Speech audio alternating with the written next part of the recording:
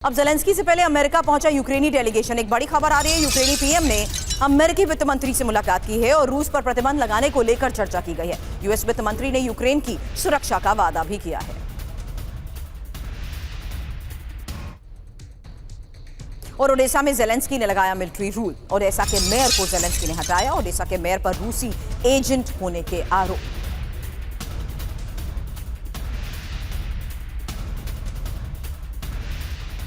और बेल्जियम में आज नेटो की बड़ी बैठक होगी। ब्रसल्स में रूस के खिलाफ नई रणनीति बनेगी। नेटो चीफ की अध्यक्षता में होगी ये मीटिंग और मीटिंग में अमेरिकी रक्षा मंत्री भी लेंगे हिस्सा।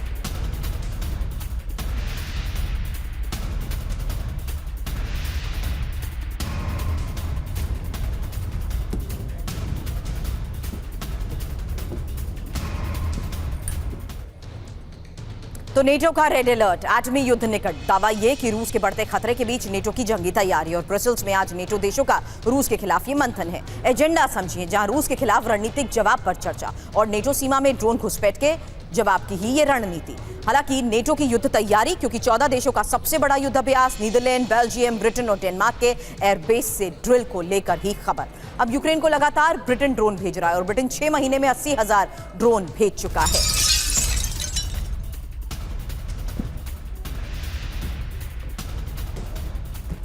हालांकि थोड़ी देर पहले आपको 85,000 ड्रोन जिस तरीके से ब्रिटेन की तरफ से भेजेगा, ये डिटेल खबर हमने दिखाई।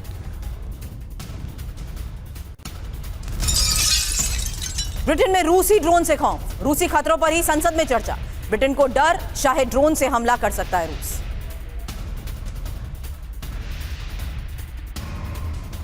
तो रूसी ड्रोन से ब्रिटेन में दहशत। खबर फिलहाल क्या है, क्योंकि ब्रिटेन संसद में शाहिद 136 ड्रोन को दिखाया गया है और सांसदों ने शाहिद ड्रोन से हमले को लेकर ही अलर्ट किया है। सांसदों ने कहा कि ईरानी ड्रोन रूस का पसंदीदा हथियार है। शाहिद पुतिन का फेवरेट क्यों है, यह भी जान लीजिए, क्योंकि शाहिद 136 स्कैंडर क्रूज मिसाइल, कीमत 44 लाख रुपए, 17 करोड़ 70 लाख रुपए।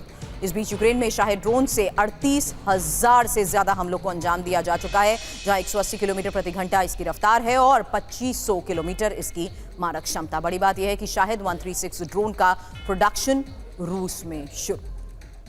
अब अमेरिका से लॉन्ग रेंज वेपन की मांग ज़ेलेंस्की करेंगे और ट्रंप से मुलाकात से पहले ज़ेलेंस्की का यह बयान, जहां ट्रंप के साथ लॉन्ग रेंज हथियारों पर चर्चा भी करेंगे। पुतिन पर दबाव बनाने के लिए लॉन्ग रेंज वेपन जरूरी है। ऊर्जा कंपनी से भी मुलाकात करूंगा, ज़ेलेंस्की का बयान। बेलगरोद पर यूक्रेनी हमले जारी हैं। ड्रोन अटैक कैसे यूक्रेनी फौज कर रही है, उसकी एक और तस्वीर देखिए। बेलगरोद के ऊर्जा ठिकाने टारगेट पर हैं। एक हफ्ते में बेलगरोद में ब्लैकआउट, बिजली सप्लाई रुकने से स्थानीय भी परेशान।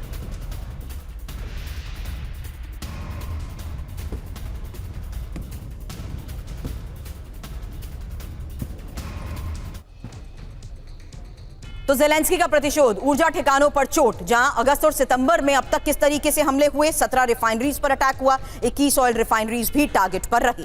अगस्त और सितंबर में ही आपको बता दें, नुकसान को लेकर खबर यह कि 38% ऑयल रिफाइनरीज में उत्पादन भी कम हो चुका है और गैसोलीन उत्पादन में 10 लाख टन की कमी देखी गई। वहीं 5 साल में सबसे निचले स्तर पर ऑयल और गैस रेवेन्यू पहुंचा है। यही यूरोपीय और अमेरिकी मीडिया में आ रही रिपोर्ट्स के आधार पर दावे किए गए हैं। अब कैरेबियन सागर में यूएस मरीन कॉर्प्स की नेवल एक्सरसाइज को लेकर एक बड़ी खबर है, जहां 22nd मरीन यूनिट का AH-1Z वाइपर हेलीकॉप्टर्स के साथ युद्धाभ्यास।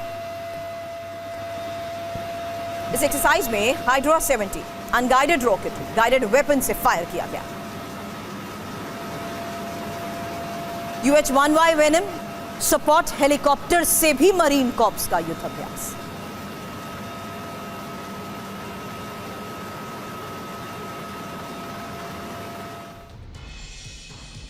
और अमेरिका से तनाव के बीच वेनेजुएला के राष्ट्रपति मादुरो का बड़ा ऐलान, जहां 14 अक्टूबर से नुएवा एस्पाता में डिफेंस जोन एक्टिव किया गया है और सुके और डेल्टा अमाकुरो में भी डिफेंस जोन एक्टिव।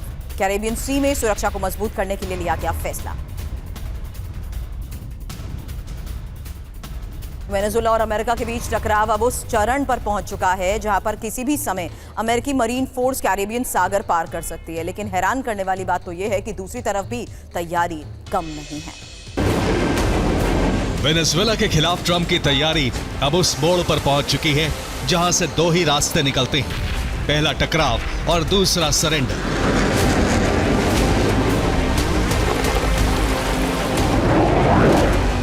लेकिन हालात ये हैं कि इन दोनों रास्तों में से किसी एक का चुनाव सिर्फ वेनेजुएला को ही करना है और चुनाव हो चुका है। ये वीडियो वेनेजुएला की तैयारी का है। ट्रंप की धमकियों और मरीन हमले की आशंका के बीच कैरेबियन सागर के तट पर वेनेजुएला ने तैनाती कर दी है। घातक हथियारों की तैनाती ब्राजील की सीमा पर की गई है। इसके साथ ही ऑपरेशन इंडिपेंडेंस 200 भी शुरू कर दिया गया है। और इससे भी ज्यादा चौंकाने वाला तथ्य यह है कि इस तैयारी में अकेले मोनागास में 1500 से ज्यादा सैनिकों को तैनात किया गया है, जो अमेरिका से टकराने के लिए तैयार हैं। यूएस वेनेजुएला टकराए, जंग के बादल गहराए। दरअसल कैरेबियन सागर में बढ़ी अमेरिकी आक्रामकता को देखते हुए वेनेजुएला के राष्ट्रपति मादुरो ने नर्म रुख अपना लिया था। ट्रंप से प्राकृतिक संसाधनों की डील करने की इच्छा भी जाहिर कर दी थी, लेकिन माकूल जवाब न मिलने पर हालात बदल गए। क्षेत्र में रूस और चीन की दिलचस्पी बढ़ते ही मादुरो आक्रामक हो गए। वेनेजुएला की सत्ता छोड़ने के लिए बातचीत से साफ इनकार कर दिया, जिसके बाद डर था कि ट्रंप सीधी सैन्य कार्रवाई के आदेश देंगे, लेकिन रूस और चीन के बढ़ते दखल के कारण यह संभव नहीं हो सका। और अब मादुरो ने भी टकराव का मोर्चा मजबूत करने का मन बना लिया, जिससे युद्ध की आशंका प्रबल हो गई। लेकिन मादुरो के लिए एक नया संकट अंदरूनी मोर्चे पर खड़ा हो गया, जो द फ्री प्रेस में हुए Nobel prize winner Maria Corina Machado के साक्षात्कार से पता चलता है, जिसमें उन्होंने कहा है कि ट्रंप प्रशासन की रणनीति बिल्कुल सही है।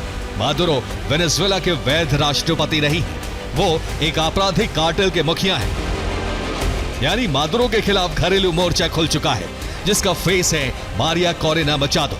यही वजह है कि अब मादुरो की आक्रामकता वेनेजुएला को युद्ध के मुहाने पर खड़ा कर रही है। Bureau report, TV9 Bharatvarsh.